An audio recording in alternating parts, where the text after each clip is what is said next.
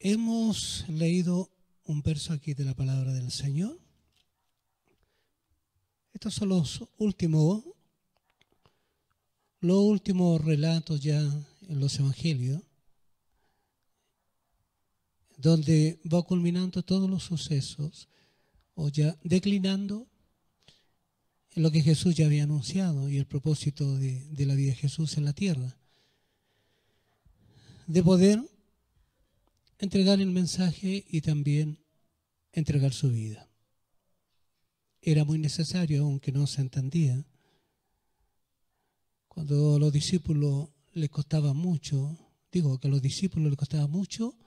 asumir lo que Jesús les decía, que era necesario que Él pudiera partir. Porque todo el tiempo que habían compartido ya tenían una unidad con Él. Se habían acostumbrado a su persona. Se habían acostumbrado a vivir las experiencias más hermosas. Entonces, cuando Jesús hablaba sobre su partida, hablaba sobre su muerte, yo le digo que es la parte que ellos menos deseaban considerar. Aunque sabían que habían circunstancias muy complejas, porque estaban dentro de un gobierno, el gobierno romano, que ellos determinaban todas las cosas que se hacían, todas las cosas que se realizaban en aquel lugar. Entonces ellos entendían que en cualquier momento alguien se hacía un levantamiento o alguna revolución, esta sería inmediatamente contenida por los romanos. Ya había sucedido en ocasiones anteriores con el Mesías había levantado un grupo de personas que le siguieran, porque todos tenían la misma convicción de poder liberar a Israel y dejarlo en una nación libre y soberana. Entonces, usted ha de considerar que ninguno de los discípulos tenía en mente que Jesús dejara ese lugar, que Jesús muriera. Ninguno de ellos tenía en mente. Estaban todos evocados en que en un momento u otro se podría establecer su reino. De un momento a otro era tal la cantidad de gente que le seguía, era tal la cantidad de personas que estaban de diferentes lugares, de todas las regiones, siguiendo a Jesús. Ese número era un indicador de que ellos podían levantar a Jesús como rey. Anhelaban tener un rey libertador, pero con Jesús habían encontrado también que podían tener salud, que podían tener pan, que pudiera suplir las necesidades básicas que tenía Israel. Más que un rey, se transformaría en que haría constantemente milagros para que a ellos no les faltara nada. Uno que estaría cerca de aquellos que eran desechados, comprendía el dolor, comprendía la angustia de todo el pueblo. Entonces, era imposible que los discípulos pensaran en algún momento, aunque Jesús, 6 meses antes de todos estos acontecimientos, porque nosotros ya estamos en los últimos acontecimientos, ya cuando Jesús es apresado, 6 meses antes ya Jesús le viene hablando abiertamente. Inclusive habla de la condición de ellos, cómo ellos se van a sentir cuando Jesús sea apresado. Se da cuenta que cuando las cosas no se viven, por lo general siempre las personas tienden a sentirse campeones y de alguna manera especulan cómo serían sus respuestas frente a eventos adversos. Por eso es complejo dar respuesta cuando nos enfrentan con alguna pregunta de algo difícil. Por lo general, cuando nosotros vemos noticias, a veces encontramos que preguntas son tan absurdas, porque no se miden frente al dolor o las circunstancias que están viviendo las personas. Porque realmente nadie puede entender o comprender cómo actuaría frente a una situación difícil. Por eso cuando Jesús les habla a ellos, todos ellos se sienten campeones. Se han sentido como hombres fieles que no han dejado a Jesús. Inclusive se han interpuesto delante de él cuando la muchedumbre trata de acercarse, ellos tratan de colocarse por delante para que Jesús no sea afectado. Entonces todo eso le ha dado cierta confianza a ellos, de sentir que son capaces de vivir en Jesús o con Jesús cualquiera circunstancia, cualquiera. Pero Jesús, tocante a eso, le expresaba constantemente que era necesario que Él pueda pasar por estas manos, por las manos de los pecadores. Era necesario que ellos pusieran manos sobre Él, para que se cumpliera todo lo dicho por los profetas. Todo lo dicho. Es que nosotros tenemos el panorama completo. Entonces casi en muchos detalles no pensamos, porque lo vemos en forma amplia. Pero para ellos no estaban ninguno de los detalles que nosotros tenemos. Ellos veían el momento. Ellos estaban en las circunstancias que estaban sucediendo constantemente ahí. Pero los discípulos, como les digo, ellos estaban realmente asombrados y sorprendidos. Recuerde que poco antes, días antes de esta situación, Jesús es recibido como rey en Jerusalén. Usted sabe que viene en un asna, colocan hojas de palmera, proclaman hosana y ya empiezan a gritar por todo Jerusalén, que realmente retumba ese sonido, que Él va a ser el rey. Hosana, el que viene en el nombre de Dios. Entonces, al ver tal cantidad de gente, ¿qué se podría imaginar la persona? ¿Qué podría entender frente a eso?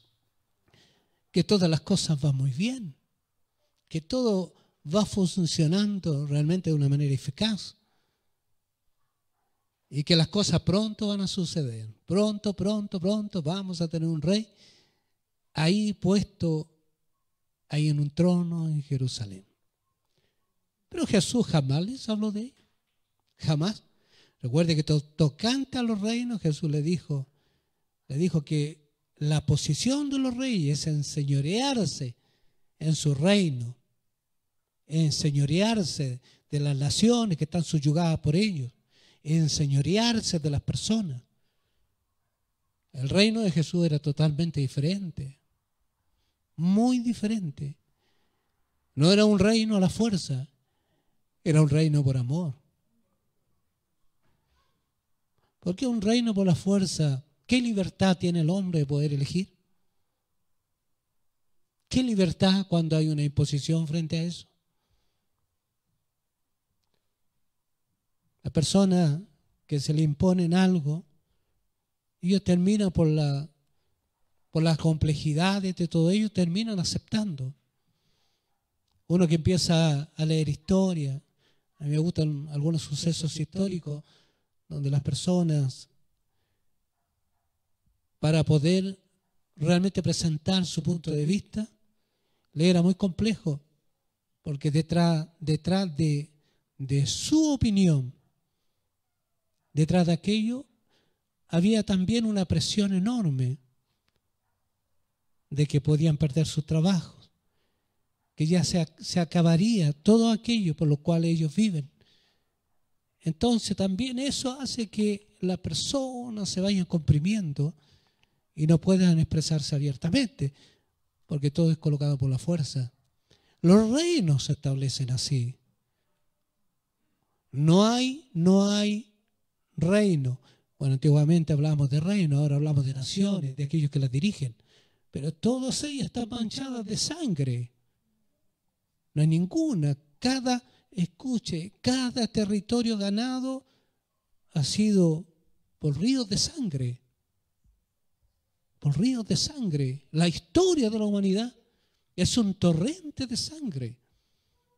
Aleluya. Muchos dicen que la paz, para poder tener la paz, tienen que sembrarse muchas vidas para poder lograr aquello. Y esa es la historia. No podemos desconocer que es así. Y aún en forma más escasa, continúan también estos derramamientos de sangre. Continúan. Entonces, ¿qué es lo que tenía en mente Israel? Que cuando el Mesías viniese, inmediatamente colocaría a todos, escucha, a sus pies, todos los reinos serían rendidos delante de él, quedarían rendidos. Tendría tal autoridad, tal poder. Si poder tenía a aquel que iba a anunciar su venida con el espíritu de Elías, imagínense, el poder del Mesías, que era superior a aquel. Superior. Entonces tendría tal poder para poder dominar todas las naciones. Entonces todo eso estaba en la cultura judía. Todo eso estaba en la cultura de Israel. Es algo que se había comunicado de generación en generación. Si lo único que le faltaba a Jesús, que era el cuestionamiento de muchos, ¿y cuándo? ¿Y cuándo? ¿Y cuándo? ¿Cuándo se establecerá tu reino? Porque la pregunta venía de cajón. ¿Y cuándo se establecerá tu reino? Promedio 3 años fue el ministerio. Y así alguien se ha levantado y ha conseguido tal cantidad de personas que le sigan, era suficiente para ya comenzar con todo aquello que se iba a establecer. Pero el primer año, segundo año, estas cosas no sucedían. En vez de tener un rey que ya empezaba a posesionarse, veíamos un hombre de una condición humilde en su carácter. ¿Por qué digo una condición humilde? Porque Jesús no era diferente de la forma que se vestían otros. No se podía distinguir su persona porque sus trajes eran totalmente diferentes. Se vestía como el común de las personas. No había nada extraordinario en su apariencia, nada extraordinario. Y cuando Él habla, cuando Él está hablando, y cuando quedan rendidas las personas, dice, no hay otro que hable como Él. Aquellos que eran enviados por los sacerdotes, los principales, decían, pero es que nosotros no hemos oído a otro que hable como Él, porque la expresión de sus palabras eran tan profunda que entraban hasta lo más profundo del ser. Ahora, como todo esto está en la cultura de ellos, cuando Jesús viene hablándole 6 meses antes de estas cosas que nosotros ya vemos que se están realizando ahí, ya Jesús es apresado, ya está frente a Pilato, ya tuvo un juicio privado con Caifás, el sumo sacerdote, y con el sumo sacerdote, con el suegro, el sumo sacerdote, estaban ahí, hicieron un juicio privado durante la madrugada. Y después lo presentaron ante Pilato, que esto es el espacio que nosotros se ha leído ahora. Por eso el ser humano tiende solamente a escuchar las partes que le importan, las otras no las considera. Escuche, nos pasa todo. Que hay cosas que resaltan y esas las tomamos, y esas como traen interés a nosotros las conservamos, pero otras que consideramos que tienen un detalle menor, las dejamos pasar. Y a veces la información se va encerrando en toda la comunicación que recibimos. Jesús iba comunicando, pero algunos de los detalles de su conversación eran las que ellos asimilaban, otras las dejaban pasar, Recuerde que el osado Pedro dice, bueno, todos podrán abandonarte, pero yo no.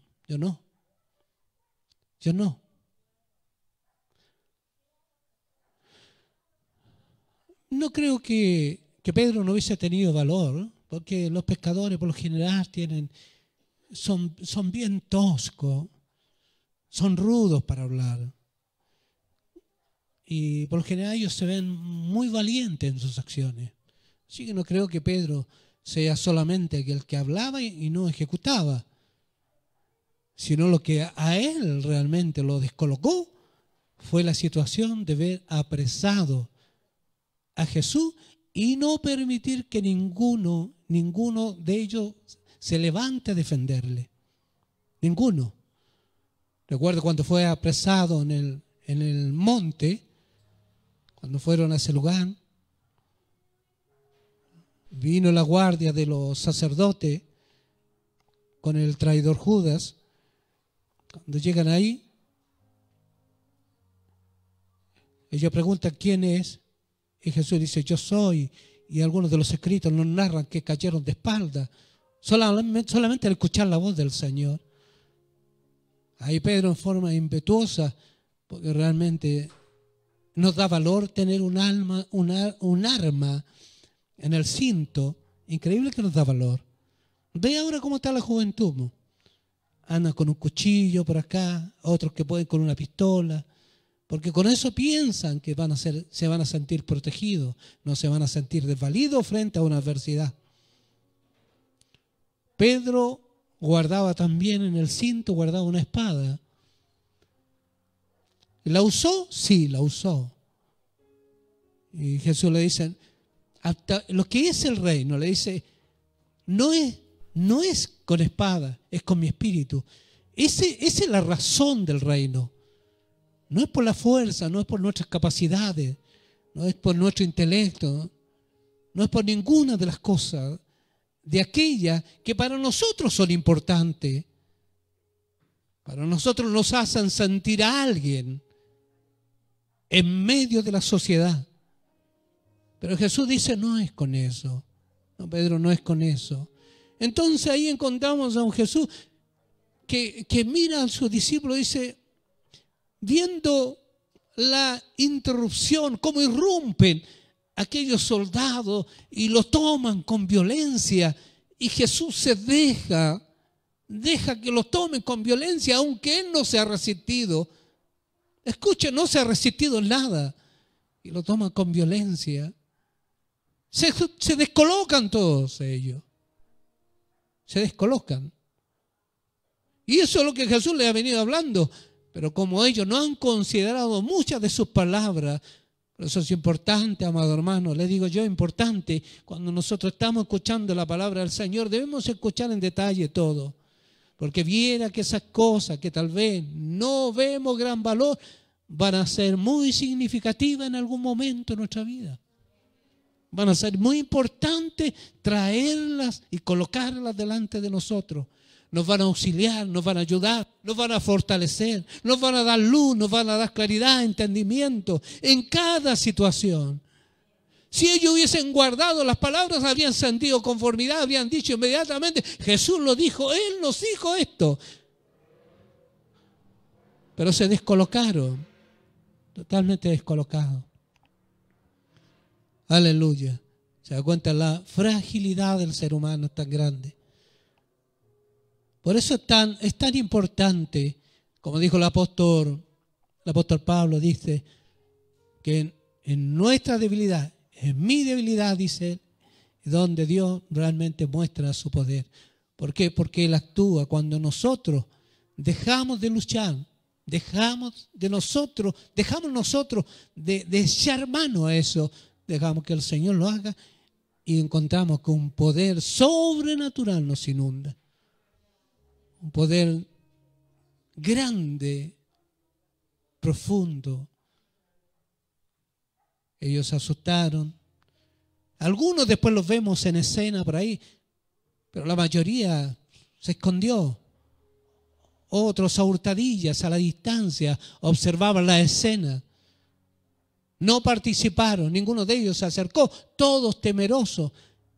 Algunos vieron de cerca cómo Jesús era bofeteado, lastimado. Mas no se atrevieron a intervenir.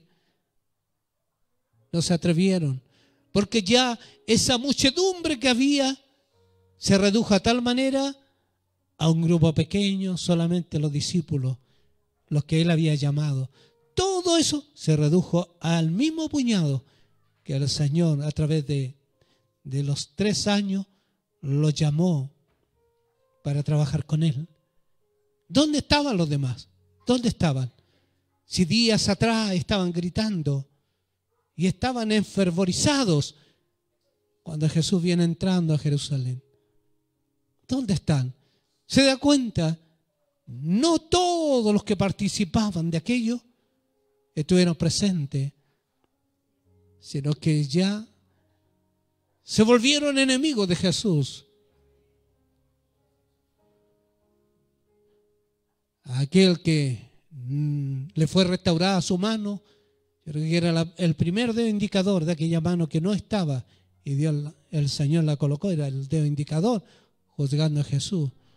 Los ojos que fueron abiertos veían la escena y juzgaban que Jesús era culpable.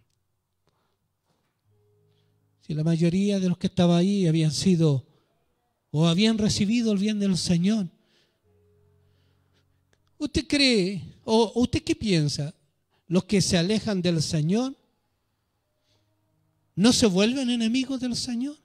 Si la gente sin el conocimiento de Cristo no tiene nada que decir del Señor, absolutamente nada. E inclusive le es desconocido si no han leído su historia. El nombre lo conocen porque constantemente por ahí se va nombrando, pero la vida de él, son muy pocos los que la conocen, más aquellos que han pasado por las aulas, por las salas de la educación del Evangelio. Ellos son los que se levantan como enemigos, los que han recibido el bien. Llegan a decir, no es lo que yo pensaba, no es lo que yo creía, me he equivocado con él. Pero el mundo que no sabe de esto, ni siquiera considera culpar a Jesús de algo. ¿De quién lo va a culpar? Todos aquellos que fueron beneficiados son los que levantaban la mano.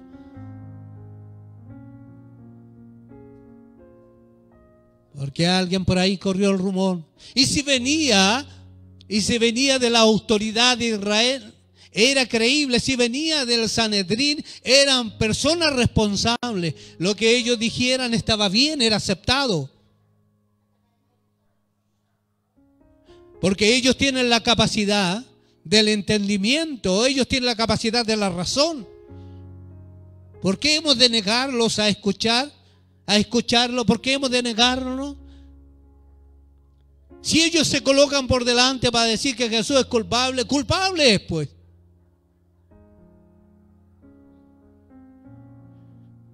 Pero en esta escena nosotros vemos a un Jesús que ha avisado que Él va camino a ese lugar para ser apresado. Recuerde que Jesús, ninguna de las cosas que vivió o iba a vivir le sorprendían, ninguna. Aleluya. El cielo había establecido que Él sería el cordero sacrificado. En el tiempo que se sacrificaba la Pascua, como la liberación de los hebreos de Egipto, esa fiesta que anualmente se hacía,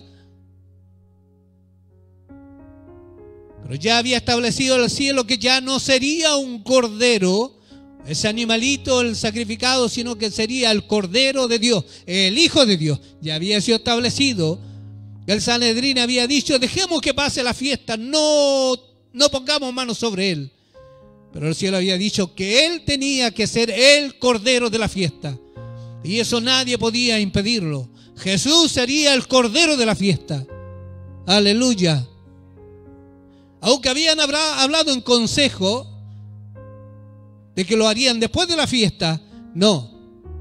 Dios había establecido que ese año sería el Cordero Jesús y el último sacrificio sería Jesús. No habría más sacrificio. El último. Recuerde que todo lo que había acumulado Israel, cuando Jesús les está hablando a los dirigentes, le dice: toda la sangre derramada, la que clama desde Abel hasta Zacarías, todas las crónicas de los reyes las vemos ensangrentadas, todos los libros ensangrentados, la historia de sangre derramada. Pero mucha de esa sangre fue de inocentes. Inocentes. Desde Abel hasta Zacarías, dice Jesús. Y Jesús dice: y no pasará esta generación y que tenga que resolverse esto, de que el culpable tiene que morir. Tiene que ser derramada su sangre. El culpable tiene que morir. No ha de pasar esta generación. Recuerdo que había una ley establecida. Dios la había establecido, que el culpable, su sangre sería sobre él. Esa era la ley. Su sangre sería sobre él.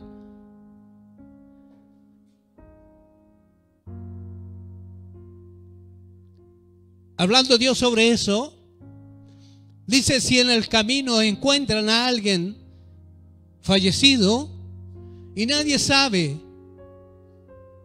quién fue el homicida, dice que medirá a la distancia cuál es el pueblo más cercano, y el pueblo más cercano se le atribuirá la muerte de aquel. Todo el pueblo es culpable. Entonces ellos para dejar o no ser considerados como culpables, si no se supiere quién es el homicida, dice que tienen que traer un sacrificio, una vaca, y colocarla en un lugar que no sea de siembra, un lugar escarpado, los lugares escarpados llenos de piedra, roca, lugares que no se va a sembrar, no va a ser ocupar como cultivo. Ahí se ha de colocar, se ha de sacrificar la vaca, y han de lavarse las manos se la han de lavar, diciendo: Señor, no nos imputes a nosotros esta muerte. Se hará los sacrificios, porque si no se hacía eso, toda la sangre de aquel caería sobre todo ellos, toda la culpa sería sobre ellos. Aleluya. Santo es el Señor. Entonces así le vamos encontrando sentido a lo que vamos leyendo. Hemos leído en el verso 25: y respondiendo todo el pueblo, dijo: su sangre sea sobre nosotros y sobre nuestros hijos.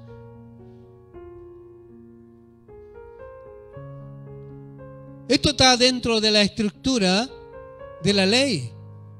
Esto no son palabras dichas al azar.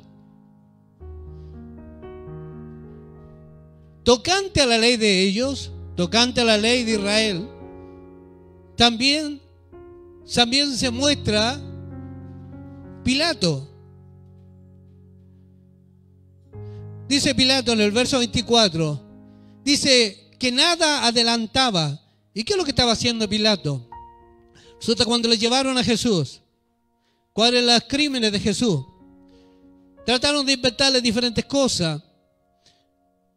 Que él estaba contra César, que estaba en contra de la economía, estaba en contra del yugo de los romanos sobre ellos. Trataron de inventarle diferentes cosas, pero en el fondo lo que ellos traían era una acusación de blasfemia, que Jesús se había hecho o se había considerado hijo de Dios, se había mostrado como el Mesías, y ellos no lo podían permitir.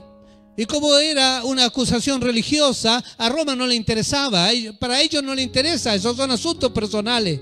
Y tienen que llevar una acusación, ¿para qué? Para que tomen a Jesús y puedan llevarlo a la muerte. Tienen que cambiar todos los eventos. Cuando Pilato lo recibe, cuando conversa con él, se da cuenta que este hombre nada ha hecho digno de muerte, absolutamente nada. Ha dado sentencia al juez. Y ahí también se dice, este cordero no tiene mancha, este cordero está limpio. Está limpio. ¿De qué se le ha de juzgar? Si nada malo ha hecho. Pero hay una insistencia, porque de alguna manera quieren prevalecer. Aquellas cosas que traen, inclusive con pruebas que fácilmente se pueden desbaratar. Porque para mantener la mentira que ellos traen tenían que ponerse todos de acuerdo. Y era una mentira que se repite de la misma forma.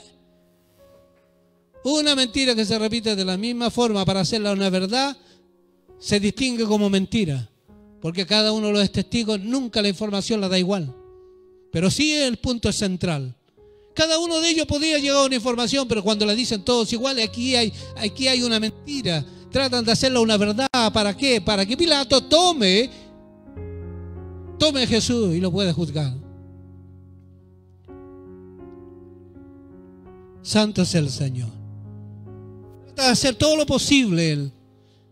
Más que tiene su conciencia, tiene la esposa que ha tenido sueño, que no la han dejado dormir, ha estado intranquila, dice no tenga nada que ver con ese justo.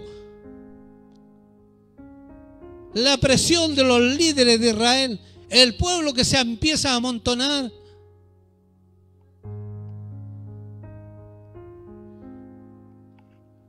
Jesús está tranquilo porque nada de esto le sorprende. Este es el plan del cielo, el plan de Dios. El plan de Dios. Aleluya. Dice ya Pilato que ya no puede hacer nada. ¿Qué es lo que? Nosotros podríamos pensar en esta escena cuando leemos que los sacerdotes, los principales consideraron liberar a Barrabás. Yo le digo, cuando uno lee muy bien los escritos, se da cuenta que ellos jamás habrían considerado a Barrabás. Mire, Barrabás era un instigador, Barrabás era un ladrón, Barrabás era un asesino. Estaba en la cárcel, pero no tenía ni una cualidad de bondad. Era un hombre perverso. Ellos jamás habrían pensado en Barrabás. Pero ¿qué es lo que hace Pilato? Porque hay un ofrecimiento que cada fiesta de ellos le dé libertad a un prisionero o a un judío, a un israelita. Le dé libertad. Una acción de gracia. Entonces, cuando uno lee bien esto, se da cuenta que el que está proponiendo esto es Pilato, diciéndole puedo dejar libre a Barrabás, porque sabe que hay una gran diferencia y algo abismante entre Barrabás y Jesús. Barrabás es malvado, Jesús es bueno, noble. No tiene ni una intención de levantarse como lo hace Barrabás. Al momento de quedar libre ya se va a estar levantando para volver a hacer lo mismo. Son totalmente distantes en su carácter. Quien propone es Pilato, porque se dice que Barrabás, el que va a soltar al pueblo, diría no queremos a ese bandido, no queremos a ese ladrón, no queremos a ese asesino. Y como es él quien dice quién va a quedar libre, habrían dejado a Jesús, porque era distante y abismante la diferencia. Pero sabe la crueldad de los líderes religiosos que instigaron al pueblo diciendo: griten por Barrabás para que él quede libre. Y ahí uno se da cuenta lo que representa Barrabás. Nos representa a nosotros, pues. Presos, llenos de males, que el único que nos puede dejar libre es aquel que ocupa nuestro lugar. ¿Qué es lo que hizo Jesús? Ocupar el lugar de Barrabás para que él quede libre.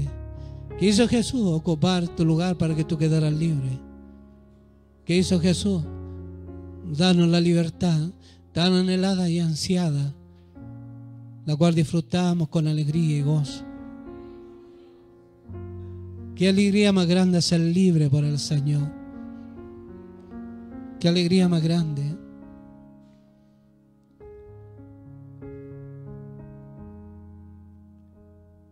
Nosotros en esto vemos que Pilato trató de hacer todo lo posible. Y ahí es donde leemos en el verso 24, que dice él: viendo Pilato que nada adelantaba, sino que se hacía más alboroto, tomó agua y se lavó las manos delante del pueblo.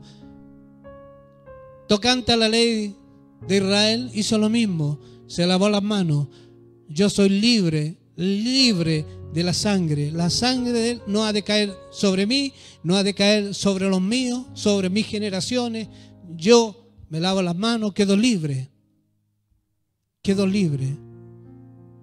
Pero, ¿sabe que aquí, increíble, es tremendo esto? La persona o la muchedumbre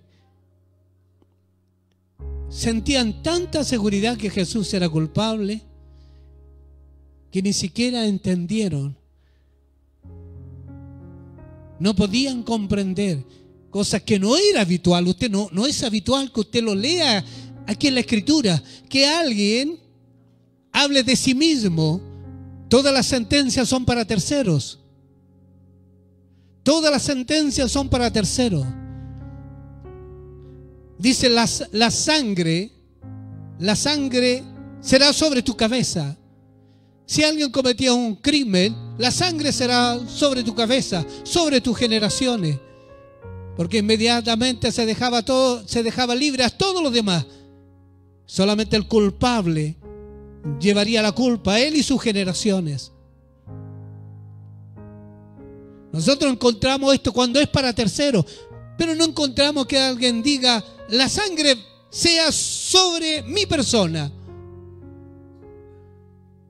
Encontramos a David en un espacio que dice: la culpa venga sobre mí.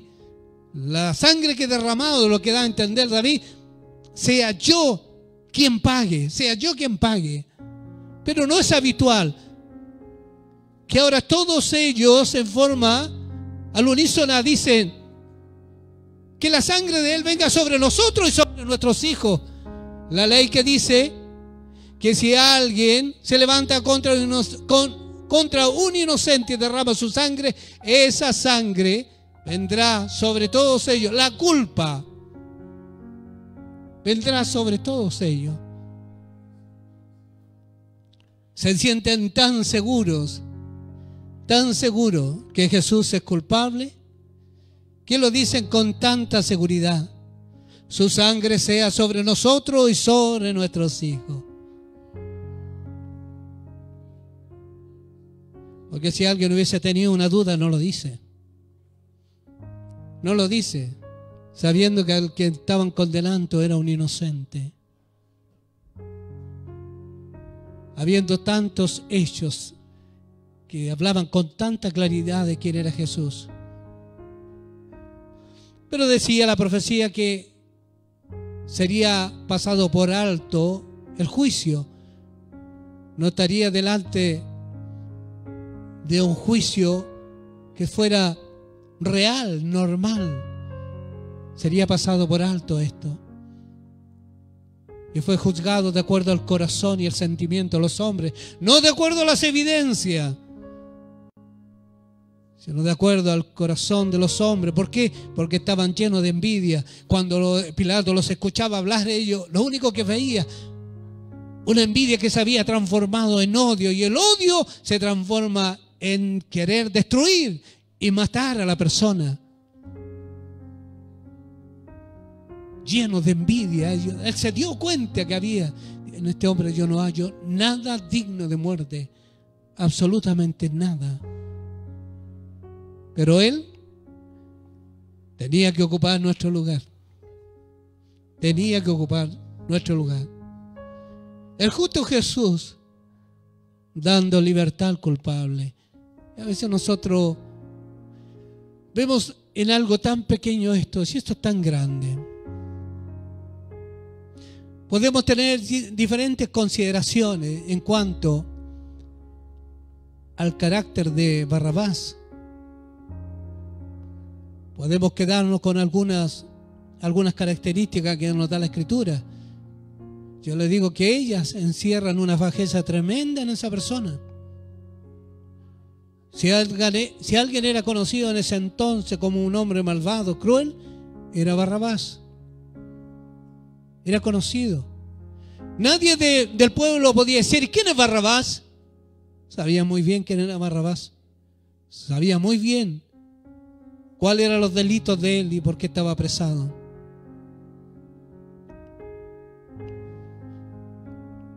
Cambiar algo por el santo, cambiar lo malo por lo bueno, al santo de Israel, al santo de Israel. Pero también Dios permite aquello, lo permite porque, vuelvo a decirle, eso realmente nos muestra a nosotros lo que era esa era nuestra realidad. Entonces, cuando escucho a personas que vienen al Señor y sienten o expresan también que el Señor los llamó por algo, porque había algo que aportar, había algo que dar. Vea las características de Barrabás. ¿Qué tenía para aportar a la sociedad? ¿Qué había en él? Lo peor de una persona estaba en él. El justo por el culpable. Usted nunca se ofenda, pero esa era nuestra realidad. Culpable, culpable, culpable. Dice claramente, desde la sangre derramada de Abel, Zacarías, ahora la sangre del justo Jesús. Pero no pasaría esa generación. No pasaría. Y aquí es donde está lo hermoso de esto. Ellos como nación se atribuyeron a sí mismos la culpa del derramamiento de esa sangre. Y le digo que es una gran verdad. Cuando nosotros leemos, mire, lo que dijo Jesús, cuando leemos en el capítulo 26, cuando está su sangre, dice,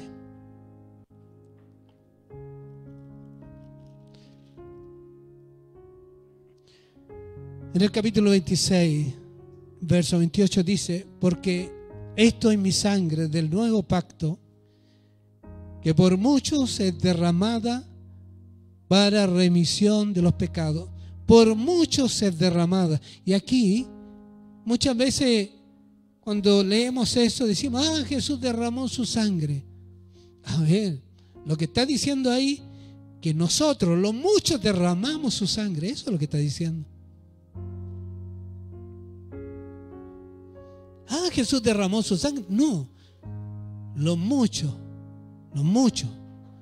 las generaciones pasadas, presentes y futuras, los muchos derramaron su sangre. ¿Por qué? Porque nosotros, la sangre, nosotros la que tenía que pagar. Éramos nosotros. Nuestra sangre, nuestra culpa. Sin derramamiento de sangre no hay remisión de pecados. Sin derramamiento de sangre no hay remisión de pecados. Él asumió la culpa, pero quienes le hicimos derramar su sangre fuimos nosotros. Cuando ellos están diciendo, somos culpables, dicen ellos, de aquella sangre derramada, somos culpables. Somos nosotros, nuestros hijos, nuestras generaciones, todas son culpables. Aunque ellos no lo entendían, pero a la luz de la palabra lo entendemos. Pero Jesús dijo que no pasaría esa generación. Y esto es lo hermoso. Dijo, no pasaría esa generación. Aunque ellos asumieron la culpa del derramamiento de la sangre, y la culpa también es de nosotros, del derramamiento de la sangre de Jesús. Dice Jesús, no pasará esta generación. ¿Por qué razón? Porque él mismo está diciendo en el verso 28, que por mucho es derramada, ¿para qué? Para la remisión de pecados. Sabemos que nosotros culpables de hacer derramar la sangre de Jesucristo, pero ahora colocamos la fe en su sangre y somos salvos. Colocamos la fe en su sangre y somos salvos. Lo que hemos derramado en la sangre de Jesucristo, si no colocamos la fe en esa sangre, la culpa permanece. La culpa permanece. Aleluya, santo es el Señor. ¿Me escucha usted? Dice, para remisión de los pecados. Porque esta sangre que por muchos es derramada. Santo es el Señor.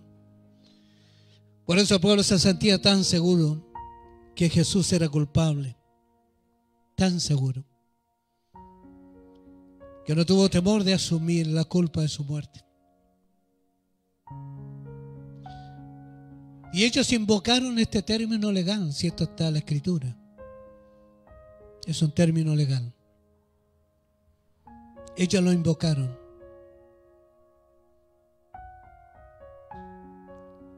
De ser culpables.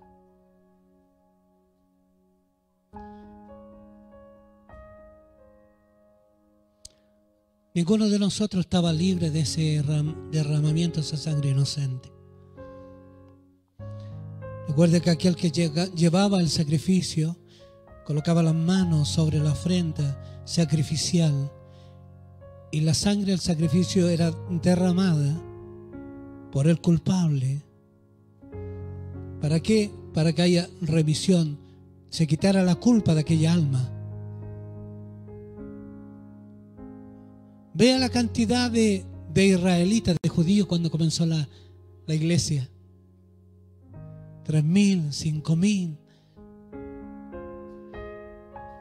Una cantidad de ellos gritaron, crucifícale, crucifícale. Muchos de ellos, la sangre que los culpaba ahora, aquella sangre los liberta. Por aquella sangre quedaron libres. Ya no viene la culpa sobre ellos, sus generaciones, sino que ahora viene la bendición, porque crees tú y toda tu casa será salva. La bendición de la sangre derramada. Aleluya, santo sea el Señor. La sangre bendita que hizo expiación por los culpables. Oh, bendito sea el Señor. Santo, santo sea el Señor. Así que no mire distante. Ah, Jesús derramó la sangre. No.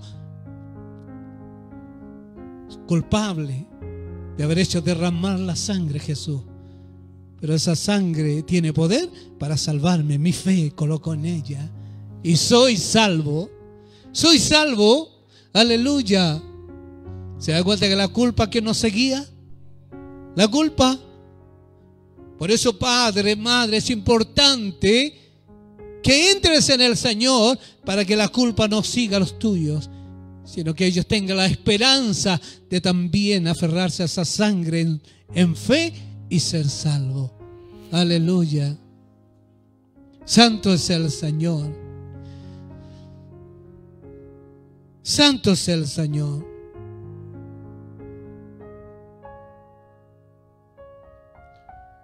Pilato trató de hacer todo lo posible, pero también entendió algo. Cuando le dijo a Jesús que él tenía poder sobre Jesús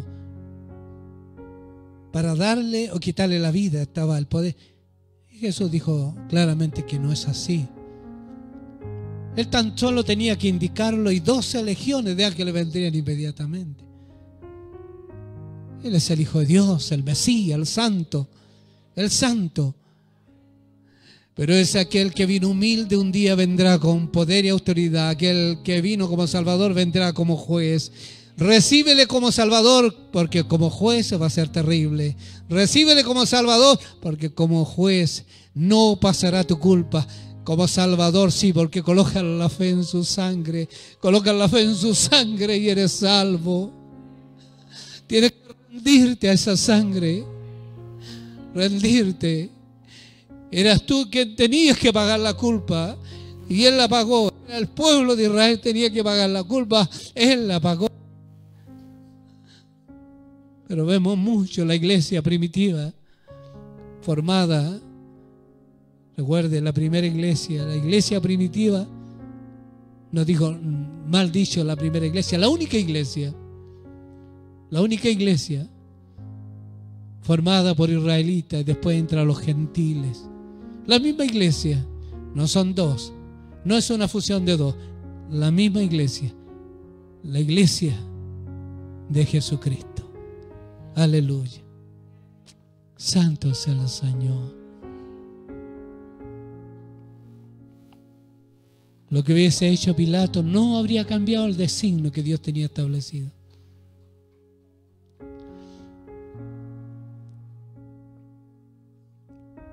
Quiero que usted se quede con esta imagen. Con esta imagen. Hay uno que está en la cárcel que sabe que por su delito no hay forma de salir. Lo que le espera es una sentencia. Sabe que no hay esperanza alguna. Quédese con esta imagen. Y se le manda a buscar Barrabás. Barrabás. Se le va a atribuir otra fechoría. Barrabás, quedan libres. La expresión de Barrabás. Salir de ese lugar sabiendo que no había esperanza. Qué alegría más grande. ¿Y ahora por qué? Porque Jesús ocupó tu lugar. Porque Jesús ocupó tu lugar. Por eso digo que quédese con esta imagen. Porque es la imagen que debe estar siempre en nosotros. Porque Jesús ocupó nuestro lugar. Jesús ocupó nuestro lugar. Tú debes danzar, glorificar al Señor, saltar de gozo. Porque Jesús ocupó tu lugar. Jesús ocupó mi lugar. Me llamó, me dijo: estás libre. ¿Pero cómo? Porque yo ocupé tu lugar. Así gózate, levántate, alaba al Señor, gózate con alegría, porque Jesús ocupó nuestro lugar. Santo es el Señor. Aleluya, santo eres tú, Señor. Jesús ocupó nuestro lugar. Ahí en lo profundo del pozo, en la oscuridad más grande, ahí el Señor nos trajo a la luz, nos sacó de las tinieblas a la luz admirable. Santo es el Señor. ¿Cómo no hemos de adorarle? ¿Cómo no hemos de bendecirle? ¿Cómo no hemos de saltar? ¡Qué gozo más grande! ¡Aleluya! Hemos colocado la fe en la sangre de Jesucristo y somos salvos. Somos salvos, iglesia, somos salvos. Y eso debe haber júbilo, alegría, contentamiento en nosotros. Santo es el Señor. ¡Qué gozo más grande! ¡Aleluya! No andes triste, Jesús te sacó de ese lugar. La adversidad ha de colocar tristeza en tu corazón. De ninguna manera Cristo te sacó de ese lugar. La necesidad ha de arrancar la alegría de tu rostro. De ninguna manera Jesús te sacó de ese lugar. La mirada impresionada de Barrabás debe permanecer en nosotros también, una mirada así, de una impresión tan grande que no había nada que pudiésemos hacer, solamente fue la gracia, solamente la gracia de aquel que nos dijo un día: sal fuera, como le dijo Jesús a Lázaro: sal fuera. Atado, atado, atado. Y nos hizo desatar. Aleluya. Colócate de pie y adora al Señor con todo tu corazón. Adórale, bendícele. Gracias, Señor, porque no había ente en este mundo que pudiera detener aquella obra bendita. No había nada que lo pudiera estorbar.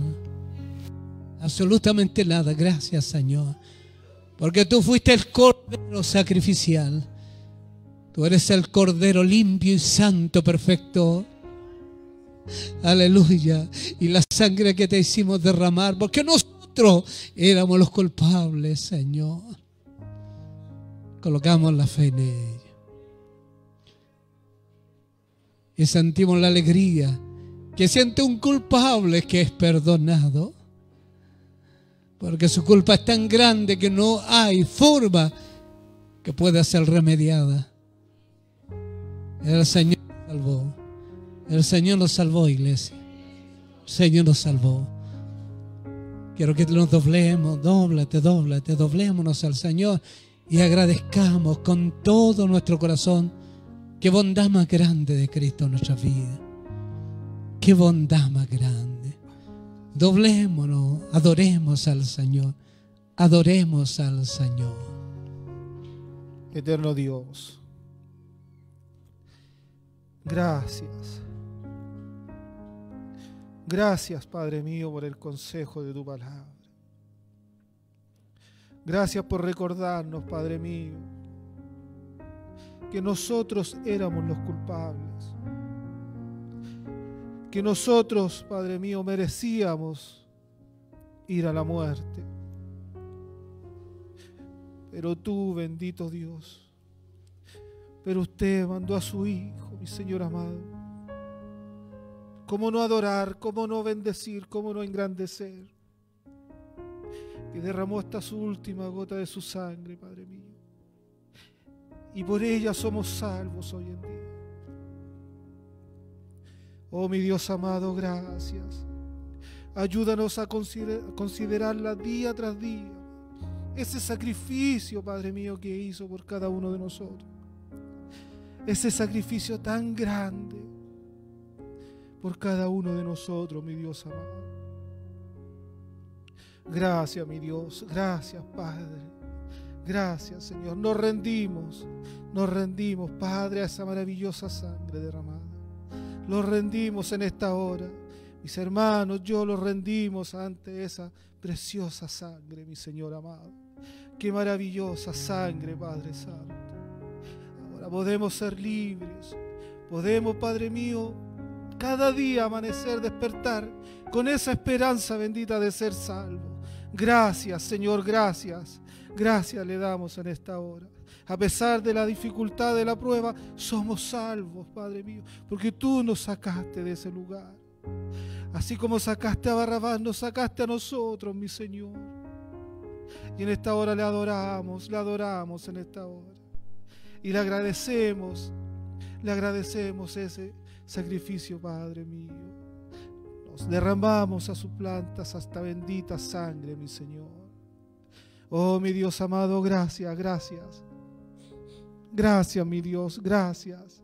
Levántenos con un ánimo de seguir adorando, de seguir glorificando por este tremendo sacrificio que usted hizo, mi Señor, por ocupar nuestro lugar.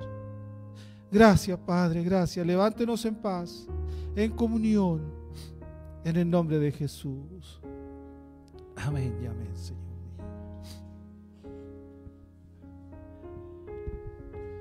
Y la gloria es para el Señor.